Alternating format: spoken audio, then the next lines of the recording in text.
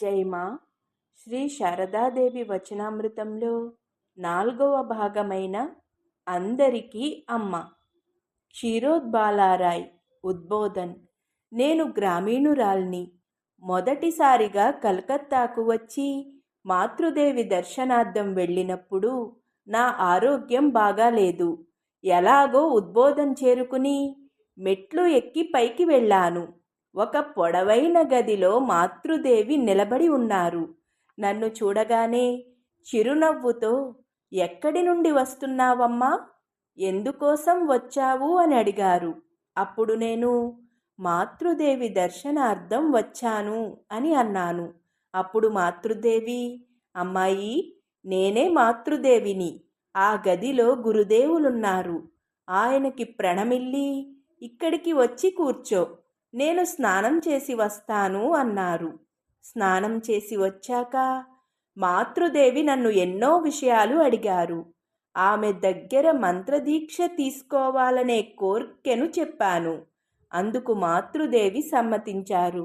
ఆ తరువాత మాతృదేవి, అమ్మాయి, ఏకాదశి రోజుల్లో నువ్వు ఏమి తింటావు అని అడిగారు. అప్పుడు నేను, ఇంతకు ముందు సగ్గుబియ్యం జావ తాగేదాన్ని, కానీ ఇప్పుడు అది కల్తీ చేస్తున్నారని తెలిసి ఆ జావ కూడా మానేశాను అన్నాను. అప్పుడు మాతృదేవి, మరీ అంత కటిక ఉపవాసం చెయ్యవద్దు, కాస్త జావ పుచ్చుకో, ఆరోగ్యం పాడైతే సాధనలు ఎలా చేయగలవు? అవును, నువ్వు అభ్యంగన స్నానం చేస్తావా అని అడిగారు. అప్పుడు నేను నా భర్త మరణానంతరం మానేశానన్నాను. అప్పుడు మాతృదేవి, నూనె రాసుకుంటే మెదడు చల్లబడుతుంది, నూనె రాసుకో అన్నారు. అప్పుడు నేను చాలా కాలంగా మానేయడం వలన ఇప్పుడు నూనె వాడలేనమ్మా అన్నాను. అప్పుడు అక్కడే ఉన్న గోలాప్మ, వయస్సులో చిన్నదానివి, వ్రతాలు అవి ఇవి అంటూ ఆరోగ్యం పాడు చేసుకున్నావు. అప్పుడు గౌరీమా, అవును, శిరోజాలు ఎందుకు కత్తిరించేశావు? మా ప్రాంతంలో వితంతువులు శిరోజాలు ఉంచుకోరు అన్నాను. అప్పుడు గౌరీమా, శిరోజాలు లేకపోతే చూపు మందగిస్తుంది, శరీరాన్నే శ్రీకృష్ణునికి అర్పించానంటున్నావు, మరి శిరోజాలు మాత్రం నీవా అన్నారు. అప్పుడు యోగిన్మ, ఈ దేహం భగవంతుని దేవాలయం, దాన్ని చక్కగా ఉంచుకోవడం మంచిది అన్నారు. అప్పుడు మాతృదేవి, అమ్మాయి, నువ్వు మంచి పనే చేశావు. శిరోజాలుంటే అలంకరించుకోవాలి, వాటిని జాగ్రత్తగా సంరక్షించుకోవాలి. నీవు దేని నిమిత్తం ఇన్ని కఠోర వ్రతాలు చేశావో దాన్ని పొందావు. ఇకపై ఇటువంటి కఠోర వ్రతాలు చేపట్టకు. రేపు నీకు మంత్రదీక్ష ఇస్తాను. దీక్ష పుచ్చుకునే రోజు గంగలో స్నానం చేసి కాళీమాత దర్శనం చేసుకోవడం మంచిది అన్నారు మాతృదేవి. అప్పుడు నేను, అమ్మా, మిమ్మల్ని దర్శించుకోవడంతో కాళీమాత దర్శనం పూర్తయింది. మీ పాద పద్మాలను తాకి పవిత్రురాలినయ్యాను అని మనస్సులో అనుకున్నాను. తరువాత మాతృదేవికి ప్రణమిల్లి తిరిగి ఇంటికి వచ్చాను. ఇక మర్నాడు మంత్రదీక్ష కోసం వెళ్ళినప్పుడు కాస్త ఆలస్యం అయ్యింది. నేను కూర్చోబోతున్నప్పుడు మాతృదేవి, అమ్మాయి, కామినీ కాంచనాలు త్యజించి గురుదేవులను శరణుజొచ్చావు. నీ కొంగున ముడివేసి ఉంచిన డబ్బును తీసి విడిగా పెట్టి వచ్చి కూర్చో అని చెప్పారు. బండి బాడుగ కోసం 2 రూపాయలు చీర కొంగులో ముడివేసి ఉంచాను. వాటిని తీసి వచ్చి కూర్చున్నాను. మంత్రదీక్ష సమయంలో నా తల మీద చెయ్యి వేసి మాతృదేవి ఆశీర్వదిస్తూ ఇలా అన్నారు, భయపడకు, ఇప్పుడు నీవు పునర్జన్మనెత్తావు. ఇంతకు మునుపు నువ్వు చేసిన సమస్త కర్మఫలాలను నేను తీసుకున్నాను. ఇప్పుడు నీవు పవిత్రురాలివి, పాపరహితవు అన్నారు. ఆ తరువాత మంత్రదీక్ష ఇవ్వడం పూర్తయింది. నాకు కొంచెం ప్రసాదాన్నిచ్చి, మంత్రదీక్ష తరువాత గురువుతో ఎక్కువసేపు ఉండకూడదు, ఈరోజు వెళ్ళి రేపు వచ్చి ఇక్కడ ప్రసాదాన్ని భుజించు అని చెప్పారు మాతృదేవి. ఇక అప్పుడు నేను సెలవు పుచ్చుకున్నాను. ఆ మరునాడు మాతృదేవిని దర్శించుకుని అక్కడే ప్రసాదం భుజించాను. ఆ తరువాత మాతృదేవి దగ్గర కూర్చున్నాను. మాతృదేవి, రోజూ కాసేపు గీతాధ్యయనం చెయ్యి, శ్రీరామకృష్ణ కథామృతం చదువు అన్నారు. అప్పుడు నేను, అమ్మా, నా మనస్సు కుటుంబ వ్యవహారాలపై కించిత్ కూడా పోవడం లేదు. ఎంతో కష్టంగా ఉంటున్నాను. ఆ సంగతి మీకు తెలియంది కాదు. నన్ను అటువంటి లౌకిక వ్యక్తుల మధ్య వదిలిపెట్టకండి. ఇదే నా ప్రార్థన అన్నాను. అప్పుడు మాతృదేవి, అమ్మాయి, కుటుంబ జీవితం పెద్దగా నిన్ను ఏం చెయ్యగలదు? కుటుంబ జీవితం భగవంతుని కన్నా వేరైనదా ఏమిటి? భగవంతుడు సర్వత్రా ఉన్నారు. నువ్వు స్త్రీవి, ఎక్కడకు వెళ్ళగలవు? ఆయన ఎక్కడ, ఎలా, ఏ స్థితిలో ఉంచుతారో అక్కడే సంతృప్తితో జీవించు. భగవంతుడిని పొందాలి, ఇదే నీ లక్ష్యం. ఆయన్ను నువ్వు ప్రార్థిస్తే నీ చేతులు పుచ్చుకుని ఆయనే నిన్ను నడిపిస్తారు. ఆయన్ని శరణు జొచ్చి నీవు జీవించగలిగితే దేనికి భయపడవలసిన అగత్యం ఉండదు. మరొక విషయం, గురు శిష్యులు కలిసి ఉండడం మంచిది కాదు.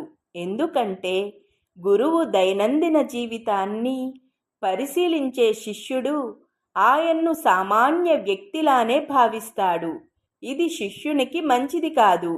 రోజుకొకసారి గురువుని దర్శించుకుని ఆయన సాంగత్యంలో ఆనందిస్తూ ఉపదేశాలు స్వీకరించడం మంచిది.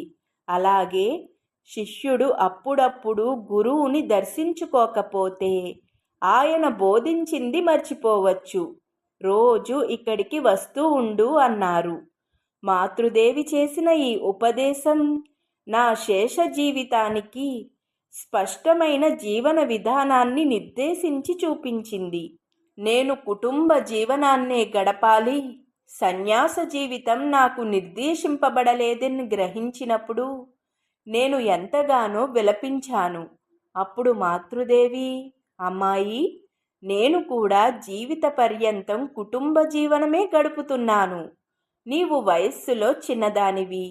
ఆధ్యాత్మిక సముపార్జనకై అక్కడికి ఇక్కడికి తిరగడం ప్రమాదభరితం.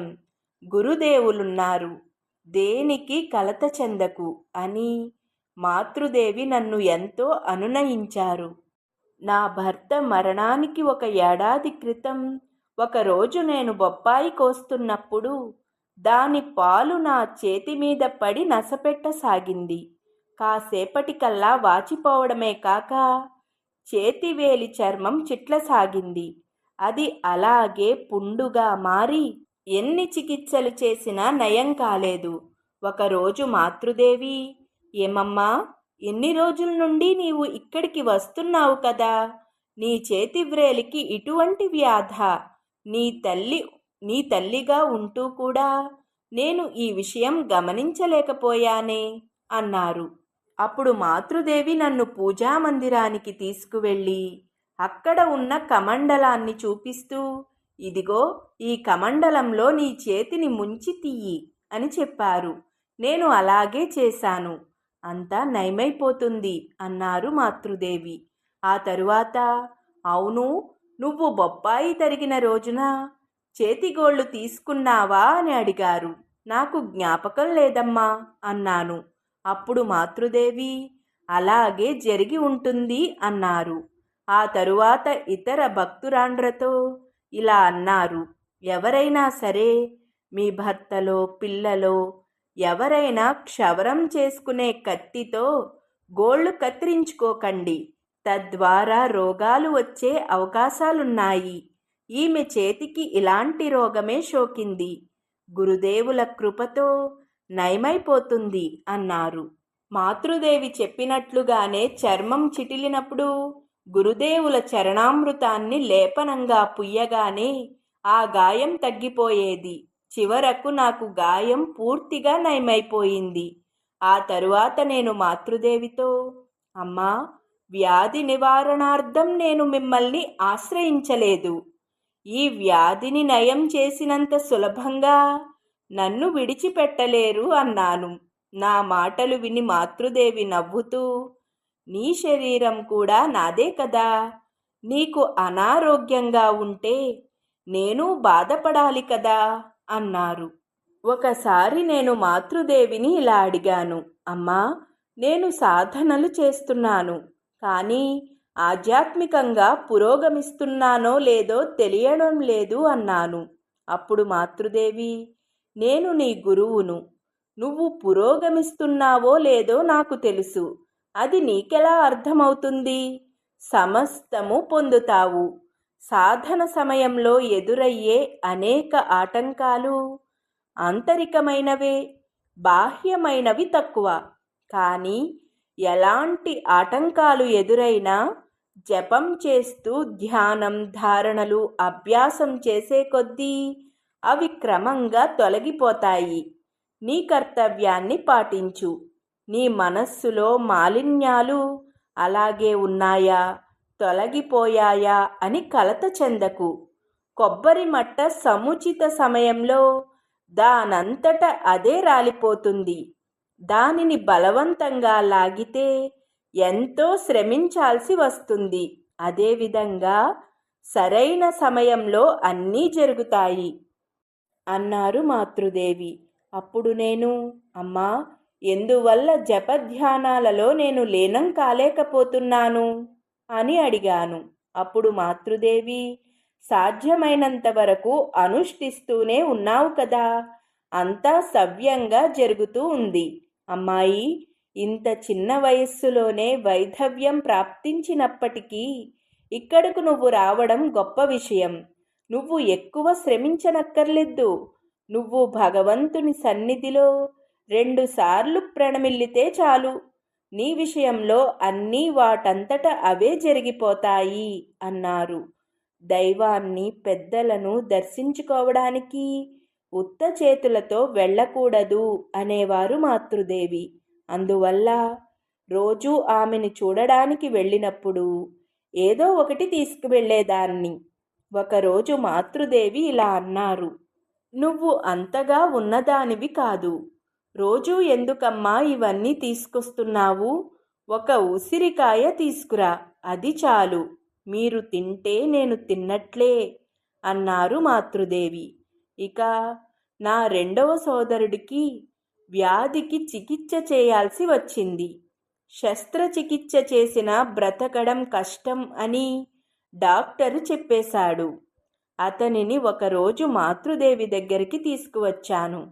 అతడు మాతృదేవికి ప్రణమిల్లి వెళ్ళిన తరువాత నేను మాతృదేవితో ఇలా అన్నాను, అమ్మా, అతన్ని తలుచుకుంటూనే నాకు ఎంతో ఆరాటంగా ఉంది. అతనికి ఏదైనా జరిగితే కుటుంబ భారం మొత్తం నా మీద పడుతుంది. అప్పుడు నేను దానిలో లీనమైపోవాల్సిందే. నేనేం చెయ్యాలి అన్నాను. అప్పుడు మాతృదేవి, నీ సోదరుడు బతికి బట్ట కట్టినా ఎప్పుడో ఒకరోజు మరణించక తప్పదు. ఇక అతడు బ్రతికినప్పటికీ పెద్దగా నీకు ఒరగబోయేది ఏదీ లేదు. అందువలన ఎందుకంత ఆందోళన చెందుతున్నావు? అప్పుడు మాతృదేవి మాటలను బట్టి అతడు బ్రతకడం కష్టం అని నాకనిపించింది. కానీ మరుక్షణమే మాతృదేవి ఇలా అన్నారు, భయపడకు, గురుదేవులు ఉన్నారు. శస్త్రచికిత్స చేసే గదిలో గురుదేవుల ఛాయాచిత్రాన్ని ఉంచు, ఆయన కాపాడతారు అన్నారు. నేను ఇంటికి వెళ్ళి మాతృదేవి మాటలను యథాతథంగా కుటుంబ సభ్యులకి చెప్పాను. ఇక భయపడవలసింది ఏదీ లేదు. సజీవ దైవం పాదాలను అతడు స్పృశించాడు అని వారంతా అన్నారు. నా సోదరుడు శస్త్రచికిత్స విజయవంతమై ఇంటికి తిరిగి వచ్చాడు. ఒకరోజు ఒక వితంతువు మాతృదేవి దర్శనార్థం వచ్చింది. ఆమె మెడలో తులసిమాల ఉంది. దేవుని పవిత్ర నామాల అద్దకం వేసిన చీర ఆమె కట్టుకుని ఉంది. ఆమె రావడానికి ముందు మాతృదేవి ఒకంతసేపు హఠాత్తుగా గంభీర ముద్ర వహించారు. ఆమె మాతృదేవికి ప్రణమిల్లడానికి ముందుకు వచ్చింది. అప్పుడు మాతృదేవి, పాదాలు తాకకుండా నేలని తాకి నమస్కరిస్తే చాలు అన్నారు. కానీ ఆ వితంతువు మాతృదేవి మాటలను పట్టించుకోకుండా పాదాలు తాకి నమస్కరించింది.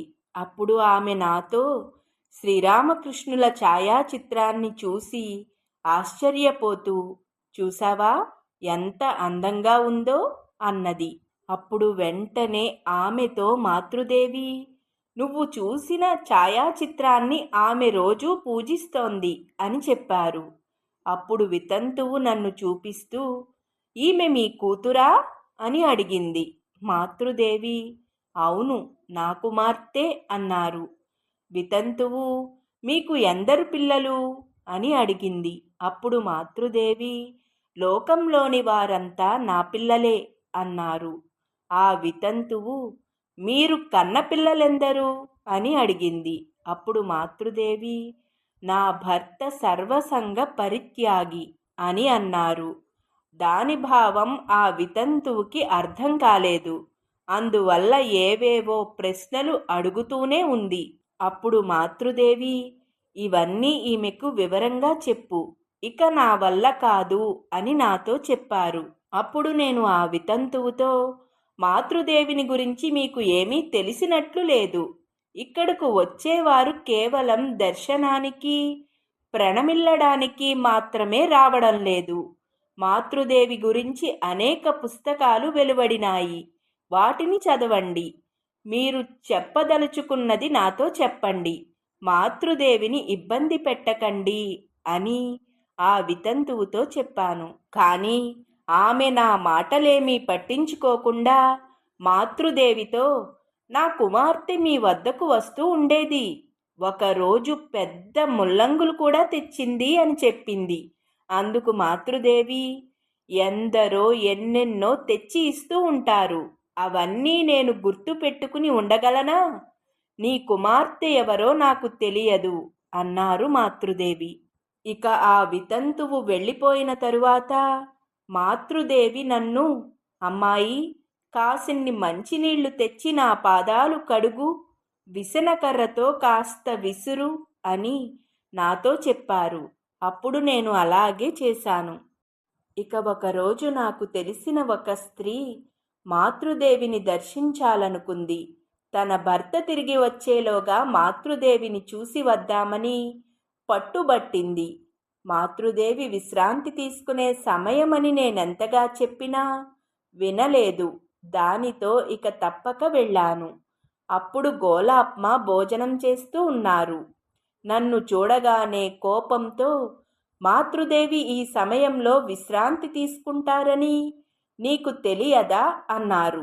అప్పుడు నేను, తిట్టకండి, మాతృదేవి మేలుకోకుండా ఆమె వద్దకు వెళ్ళేటంత మూర్ఖురాల్ని కాను అని అన్నాను. కాసేపటికి మాతృదేవి నన్ను పిలిచారు. నాతో వచ్చిన స్త్రీ ఎవరని అడిగారు.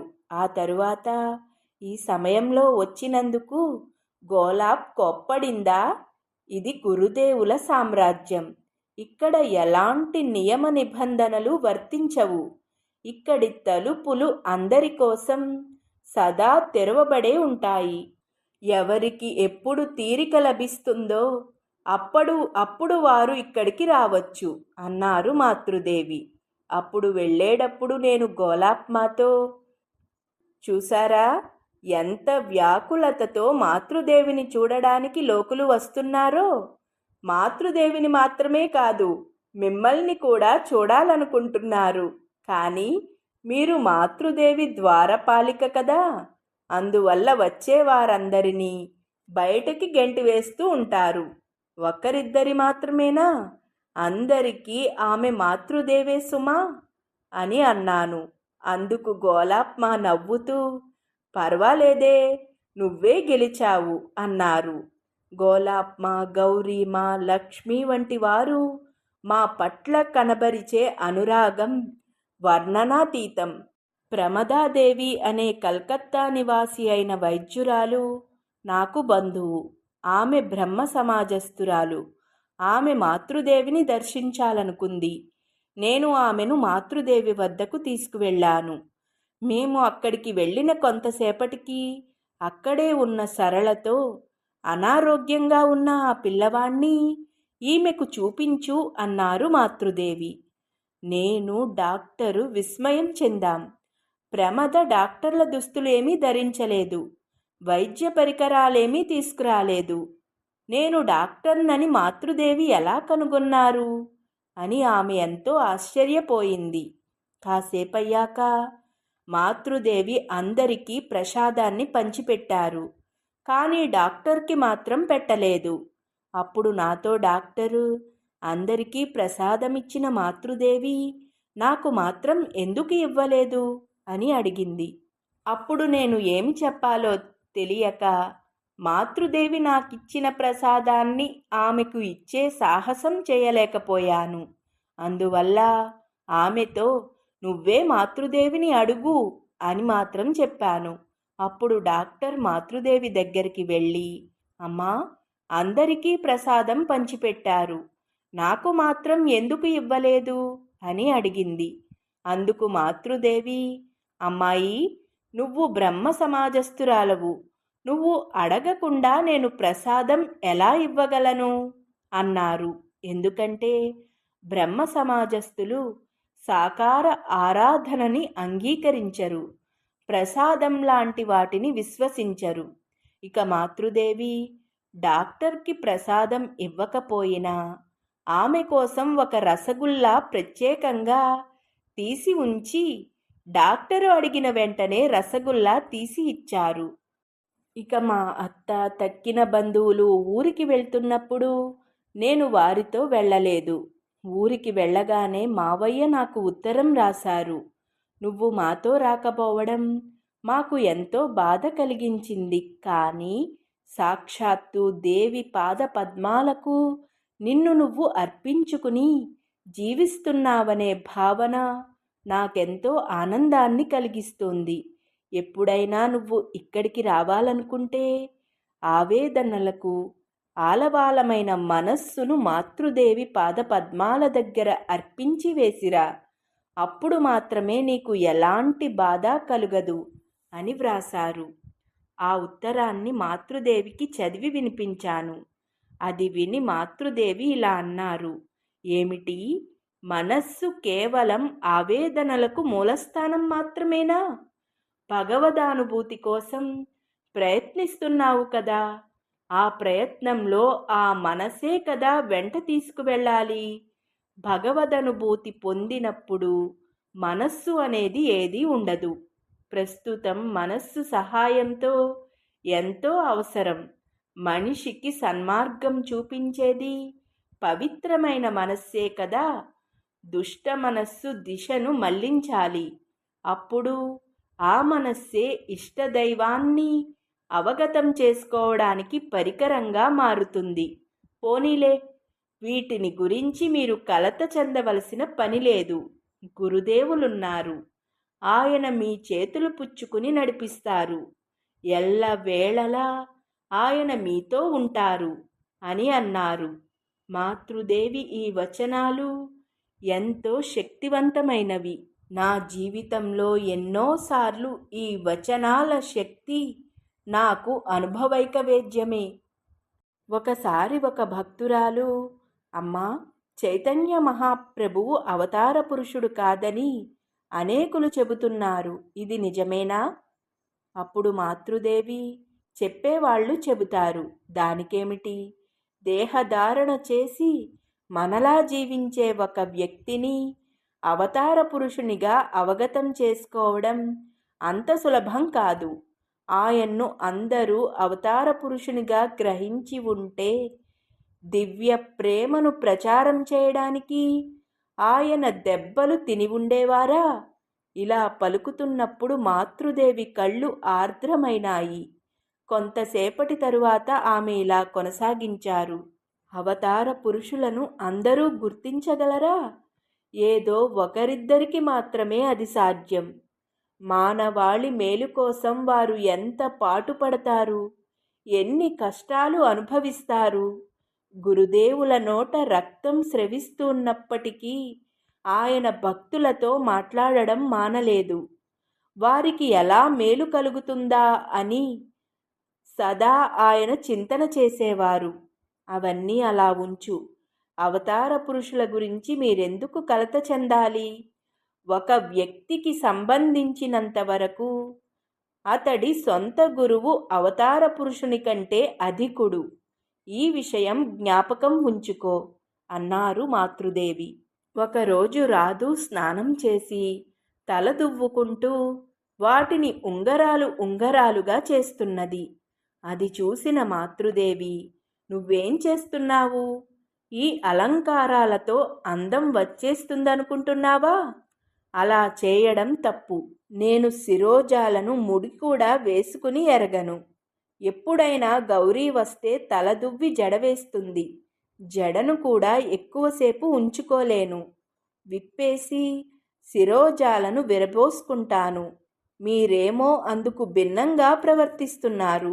అప్పుడు పక్కనే ఉన్న గోలాప్మ ఈ మాటలు విని, అమ్మా, మీరు నిజంగా ముక్తకేశి, అందువలననే మీరు విరబోసుకున్న కేశాలతో దర్శనమిస్తున్నారు అని చెప్పింది. దేవి పవిత్ర నామాలలో ఒకటి విరబోసుకున్న కేశాలు గలదని ఇందుకు అర్థం.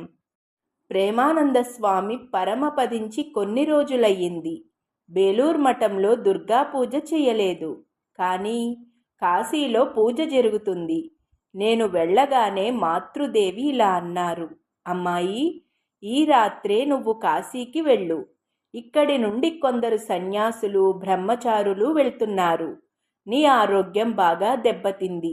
1 నెల రోజులు కాశీలో ఉండిరా. అప్పుడు నేను, కాశీకి వెళ్ళడం వల్ల ఏం జరుగుతుంది? ఇక్కడ ఉండడమే నాకు ఇష్టం అని అన్నాను. అప్పుడు మాతృదేవి, ఏమంటున్నావు? విశ్వనాథుడు వెలసిన స్థలమది అన్నారు. అప్పుడు నేను, ఇది కూడా అన్నపూర్ణ నెలకొన్న స్థలం కదా అన్నాను. మాతృదేవి నవ్వుతూ, అయినా నువ్వక్కడ కొన్ని రోజులు గడిపితే నీ ఆరోగ్యం కుదుట పడుతుంది అన్నారు. అప్పుడు నేను కాశీకి బయలుదేరాను. ఆ సమయంలో కాశీలో ఒక రకమైన విషజ్వరం ఉంది. అక్కడి సన్యాసులు, ఇక్కడ భయంకరమైన విషజ్వరం వ్యాపించింది. ఆరోగ్యం కుదుటపడాలని వచ్చిన మీరు జ్వరపీడితులు కాకుంటే మంచిది అని చెప్పారు. పూజ పూర్తయ్యాక నాతో వచ్చిన వారంతా తిరిగి వెళ్ళిపోయారు. నేను అక్కడే బస చేశాను. అందరూ భయపడినట్లే నాకు విషజ్వరం సోకింది. మఠంలోని సన్యాసులు నా చికిత్స కోసం డాక్టర్ను రప్పించి ఇతర సౌకర్యాలు కల్పించి నన్ను చక్కగా చూసుకున్నారు. ఒకరోజు మాతృదేవి నాకు కలలో కనిపించి, భయపడకు, నేనున్నాను, నిన్ను చూసుకుంటాను అని చెప్పారు. ఆ తరువాత నెమ్మదిగా జ్వరం తగ్గుముఖం పట్టింది. కొన్ని రోజుల్లో నేను బాగా కోలుకున్నాను. 1 నెల రోజుల తరువాత నేను కలకత్తాకి తిరిగి వచ్చాను. నన్ను చూడగానే మాతృదేవి, అమ్మాయి, నీ ఆరోగ్యం కుదుట పడడానికే నిన్ను కాశీకి పంపాను. అక్కడ విషజ్వరం సోకి నీ ఆరోగ్యం ఇంకా దెబ్బతింది అన్నారు నవ్వుతూ. ఇక నాకు 10వ ఏట వివాహమైంది. 15 ఏళ్లప్పుడు వితంతువునయ్యాను. అమ్మా, మీ పాదపద్మాలను శరణుజొచ్చాను. నన్ను కాపాడడం మీ బాధ్యత అంటూ మాతృదేవిని ఆశ్రయించాను. భయపడకు, గురుదేవులు నీ చెయ్యి పుచ్చుకుని దారి చూపుతారు అంటూ మాతృదేవి అభయప్రదానం చేశారు. ఆమె ముఖతః వెలువడ్డ దివ్యవచనాలు ఒక్కటి కూడా వమ్ము కాలేదు. ఇప్పుడు దాదాపు నాకు 60 ఏళ్ళు. మాతృదేవి అమృత చరణాలు నా శిరస్సును స్పృశించాయి. నా తల, చేతులు ఆమె పాదపద్మాలను స్పృశించాయి. ఈ విధంగా నేను ఎంతో అదృష్టవంతురాలినయ్యాను. భయపడకు, గురుదేవులు నీ చెయ్యి పుచ్చుకుని దారి చూపుతారు అన్న మాతృదేవి అభయవచనాలే నా ఈ సుదీర్ఘ జీవనయానంలో అండగా నిలిచాయి. ఎలాంటి కోర్క నన్ను ప్రలోభపెట్టలేదు. ఆనందం, ఆనందం, దీనినొక్కటే నేను చవిచూశాను. మంత్రదీక్ష పుచ్చుకునే సమయంలో ఒసిగిన కొన్ని ఉపదేశాలు మినహా నేను నా జీవితం ఎలా గడపాలి, ఏం చెయ్యాలి అనే విషయాల గురించి మాతృదేవి నాకు ఏమీ చెప్పలేదు. నీకు అవసరమైనది గురుదేవులే చేస్తారు అని మాత్రమే నాకు అప్పుడప్పుడు గుర్తు చేసేవారు. దీన్ని అంత సులభంగా మనం అర్థం చేసుకోలేం, కానీ మాతృదేవి చెప్పిందే ముమ్మాటికి నిజం. గురుదేవులను, మాతృదేవిని సదా సర్వవేళలా తలుచుకోలేకపోయినా వారు తమ బిడ్డలను ఆపదల నుండి, అపాయాల నుండి సదా కాపాడుతూనే ఉంటారు. వారి కృపా కటాక్షం లేనిదే మనం ఎంత ప్రయత్నించినప్పటికీ లౌకిక బంధాల నుండి విడువడలేమని చక్కగా అర్థం చేసుకున్నాను. జై మా.